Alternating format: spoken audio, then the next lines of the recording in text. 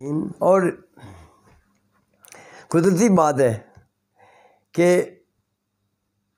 ہمارا جو موضوع ہے وہ ہے قرآن حکیم، تو لہذا جس طرح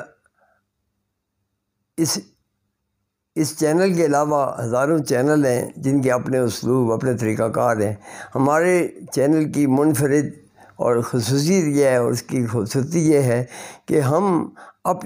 اپنے آپ کو پروجیکٹ نہیں کرتے، نہ اپنی بات پیش کرتے ہیں۔ ہم اللہ کی کتاب کی بات پیش کرتے ہیں، جیسی اس کی ترتیب ہے ایسی ہی پیش کرنے کی کوشش کریں گے، ایک۔ اور دوسرا یہ کہ ہم اس کو لوگوں کو متاثر کرنے کے بجائے ہم کوشش کریں گے کہ اللہ کی مخلوق ساری قرآن کو سمجھنے لگے، اور کسی بھی انسان کی احتیاج کے بغیر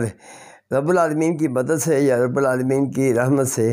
اور وہ قرآن کو ہر بچہ اور بچی خود سمجھے۔ ایسے اصول اور قوانین اس کو بتا دیے جائیں، جس طرح سائنس میں قوانین ہوتے ہیں یا کلیات ہوتے ہیں یا فارمولے ہوتے ہیں، ایسا فارمولہ اور ایسا قانون اور ایسا کوئی کلیہ کہ اللہ کی ساری مخلوق وہ کسی بھی شخص کی محتاجی، مجھ سمیت کسی بھی شخص کی محتاجی کے بغیر رب العالمین کی کتاب کو آٹومیٹک اس طرح خود سمجھنے، جس طرح سارے لوگوں کی آج سے 30-40 سال پہلے ایک موبائل رابطہ کاری کا ایک مؤثر ذریعہ ایجاد ہوا، اور اس کے بعد آج ساری دنیا کی آبادی کا تقریباً 70% وہ لوگ موبائل استعمال کر رہے ہیں۔ لہذا ایسا، اور موبائل کو آپریٹ کرنے کا جو بھی طریقہ ہے ہر بچے کو پتہ ہے، ہر بچی کو پتہ ہے، لہذا مختلف بنیادی طریقہ ہوتا ہے، بنیادی قانون ہوتا ہے، اور آگے سارے لوگ اس قانون کے تحت کسی چیز کو آپریٹ کرتے ہیں۔ لہذا ہم چاہتے ہیں کہ اللہ کی کتاب کو سمجھنے کا ایسا قانون دے دیا جائے انسانیت کو، اور ایسا کلیہ ان کو بتا دیا جائے، اور ایسا طریقہ کار ان پر واضح کر دیا جائے کہ اللہ کی مخلوق ساری اللہ رب العالمین کی کتاب کو سمجھنے کے لیے کسی بھی احتیاج کے بغیر رب العالمین کے علاوہ کوئی بھی کسی کا محتاج نہ ہو، سارے لوگ اللہ کی کتاب کو سمجھیں۔ لہذا ہماری مجبوری یہ ہے کہ ہم کوئی نیا موضوع نہیں لاتے، ہم اسی موضوع کا تسلسل اسی میں چلتے ہیں۔ اور پچھلے مضمون میں ہم نے بتایا تھا کہ رب العالمین رب کیا ہے، ربوبیت کیا ہے، اور عالمین کیا ہے، اور اس کو جو ہم سمجھ سکیں قرآن کی مدد سے ہم نے وہ پیش کیا تھا۔ اللہ خوب جانتا ہے کہ اس کے ہاں ربوبیت کے کیا معنی ہے، کیا تفسیر ہے، اور عالمین کی کیا معنی ہے اور کیا تفسیر ہے۔ ہمارے مبلغ علم اور ہماری بے پناہ وہ کم علمی نے ہمیں جو کچھ ہم پہ واضح کیا، ہم تو اس کو واضح کر رہے ہیں۔ اور اللہ کی کتاب کی اپنی منشا کیا ہے، یا رب العالمین کی اپنی منشا کیا ہے، یہ تو ہزاروں لاکھوں سال بعد بھی یہ اللہ منشا الہی یا منشا رب العالمین کی وضاحت ہوتی رہے گی لاکھوں کروڑوں سال تک۔ جب تک دنیا ہے قرآن وضاحت کرتا رہے گا، قرآن رہنمائی کا دائرہ وسیع کرتا جائے گا۔ ہم نے اپنے عہد کے تحت، اپنی عہد کی ضرورتوں کے تحت، اپنے عہد کی دانش کے تحت جتنا قرآن سے معلوم کیا ہے، جو ہم پر قرآن واضح ہو چکا ہے، ہم اس امانت کو مخلوق خدا کے حوالے کرتے ہیں۔ لہذا رب العالمین کے الحمدللہ رب العالمین کے بعد ایک قرآن کی عظیم شان آیت ہے الرحمن الرحیم۔ اور یہ الرحمن الرحیم کیا ہے؟ اسی کے ہم نے دیکھا کہ رحمت عربی زبان میں یا قرآن میں جو رحمت ہے وہ ایکسٹینشن کا ایک کائناتی قانون ہے، توسیع کا ایک کائناتی قانون ہے، مدت مدید کا ایک کائناتی قانون ہے، مہلت مزید کا ایک کائناتی قانون ہے، کہ جس طرح جو کائنات، مادی کائنات کے اندر جتنی بھی سیارے ہیں یا ستارے ہیں، ان کا ایک عرصہ ہے جب وہ جنم لیتے ہیں اور اپنی مخلوق سمیت اپنا آغاز کرتے ہیں۔ وہاں زندگی کا آغاز ہوتا ہے، پھر زندگی کا فروغ ہوتا ہے، پھر زندگی کی انتہا ہو جاتی ہے، اور وہ ستارہ اپنی مخلوق سمیت فنا کے گھاٹ اتر جاتا ہے، یا سیارہ اپنی مخلوق کے سمیت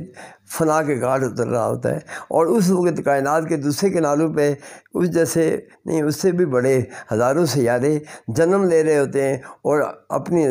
اپنے آپ پر آبادی کا اعلان کر رہے ہوتے ہیں۔ قدرت ان پہ آبادی بھی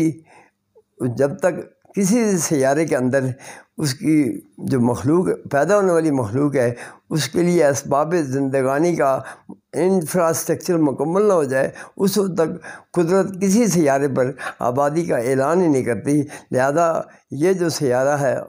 کرۂ ارض ہے یا پلوٹو ہے، نیپچون ہے یا مریخ ہے، جو بھی ہے، اور اس طرح خرب ہا خرب جو سیارے ہیں ان پر جتنی بسنے والی مخلوقات ہیں، پہلے ان کے لیے زندگی کا انفراسٹرکچر وہاں قائم کیا گیا۔ زندگی کی تمام اس مخلوق کی اس پر اس سے جنم کسی سیارے کی مخلوق امپورٹ نہیں کی گئی، بلکہ اسی سیارے سے اسی مخلوق نے جنم لیا ہے۔ لہذا کسی بھی مخلوق کا مادہ تولید یا مادہ تخلیق کسی دوسرے سیارے سے امپورٹ نہیں کیا گیا، بلکہ اسی سیارے کے اندر سے پہلے یہ بندوبست کر کے وَإِن مِّن شَيْءٍ إِلَّا عِندَنَا خَزَائِنُهُ، اور ہر ایک چیز کے بے پناہ اسباب و وسائل ہیں ہمارے پاس، وَمَا نُنَزِّلُهُ إِلَّا بِقَدَرٍ معلوم، اور ہم ان کے جتنے بھی اسباب و وسائل زندگانی ہیں ہم ان کو اپنی مقدار کے ساتھ، اپنی مقداری ضرورتوں کے تحت، اپنی معیاری ضرورتوں کے تحت، ان کی ضرورتوں کے تحت ہم انہیں نازل کرتے رہتے ہیں، تمام اسباب کو بہم رسانی کا بندوبست کرتے رہتے ہیں۔ لہذا خرب ہا خرب سیاروں میں ہا خرب انواع کی جو مخلوقات ہیں، پہلے ان سیاروں میں پہلے ان کی زندگانی کے تمام اسباب اور تمام وسائل کے سٹور بھر دیے گئے، انفراسٹرکچر بچھا دیا گیا۔ بعد میں اس سیارے پر آبادی کا اعلان ہوا، یعنی کہ جب زمین پر قیامت آئے گی تو ایسا نہیں ہوگا کہ پوری کائنات فنا ہو جائے گی، نہیں، بلکہ ہر سیارے کی قیامت اس سیارے کی قیامت ہے اور اس میں رہنے والی مخلوق کی قیامت ہے۔ لہذا یہ جو رحمت کا قانون ہے کہ بارہا ایسا ہوتا ہے کہ کوئی ایک چیز بنیادی طور پر وہ سارا اسٹرکچر بچھایا جاتا ہے اور ساری جو قوانین ہیں یا ضابطے قاعدے وہاں نافذ کر دیے جاتے ہیں، لیکن اندرونی جو تبدیلیاں ہیں اور ان تبدیلیوں کے محرکات ہمیشہ جاری و ساری رہتے ہیں۔ لہذا کبھی ایسا ہو کہ زمین کی مخلوق یا زمین کی باشعور مخلوق اپنی بے پناہ فطرت کی تخریف کی وجہ سے، فطرت کی مخالفت کی وجہ سے، فطرت کے قوانین کی روگردانی کی وجہ سے اور فطرت کے آئین کو توڑنے کی وجہ سے یا فطرت سے کی بدترین عصیاں کاری اور معصیت اور نافرمانی کی وجہ سے اگر کسی بھی سیارے پر اس زندگی کے آثار ختم ہونے والے ہوں اور ایسا لگتا ہو کہ اب یہ سیارہ یا یہ زمین یا کوئی اور سیارہ اب اس زندگانی اپنے اوپر جو ہے نا زندگی کے آثار باقی رکھنے میں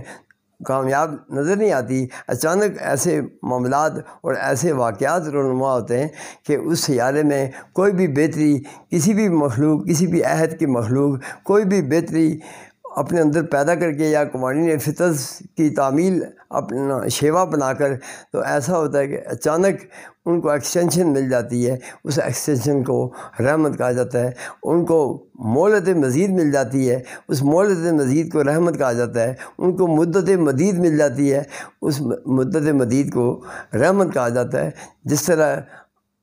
قرآن میں لکھا ہوا ہے کہ وَلَوْ يُؤَاخِذُ اللَّهُ النَّاسَ بِظُلْمِهِمْ مَا تَرَكَ عَلَىٰ ظَهْرِهَا مِن دَابَّةٍ، اگر رب العالمین کے قوانین زمین کے اوپر موجود لوگوں کی اعمال کی طرف دیکھتی تو اس زمین کے اوپر ایک بھی چھپایا بھی زندہ نہ رہ پاتا اگر ان کے اعمال کی طرف دیکھا جاتا۔ وَلَٰكِن يُؤَخِّرُهُمْ إِلَىٰ أَجَلٍ مُّسَمًّى، کسی مقام پہ یہ آتا ہے، اور کبھی تو لہذا رحمت کے جو قوانین ہیں وہ صرف رحمت کے قوانین نہیں ہیں بلکہ ایکسٹینشن کے قوانین ہیں، توسیع کے قوانین ہیں، مدت مدید کے قوانین ہیں اور مہلت مزید کی قوانین ہیں۔ ان کی اقسام، ان کی انواع اور ان کی تفصیلات وہ لاکھوں کروڑوں اربوں صورتوں میں ہیں۔